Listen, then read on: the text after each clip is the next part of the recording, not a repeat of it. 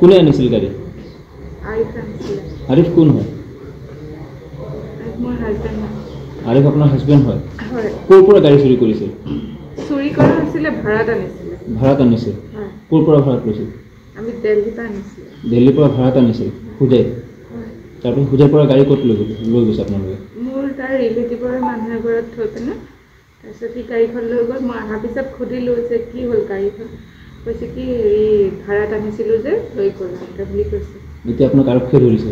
হয়। ক'ৰ পৰা ধৰি আনিছে আপোনাক? বিশ্বনাথ চাৰিআলি। আৰিফক পাইছেনে নাই এতিয়া? নাই। আৰু কোন জড়িত আছে লগত? আৰু তেনেকৈ কোনো নাই, আমি দুজনে আছিলোঁ, ড্ৰাইভাৰজন আছিলে। মানে আগতে তেনেকুৱা কাম কৰিছিল আপোনালোকে? নাই, মোৰ 3 মাহ হৈছেহে বিয়া হোৱা, মই ইমান ভালকৈ গম নাপাওঁ তাৰ বিষয়ে। ক'ত বিক্ৰী কৰিছে আপোনালোকে?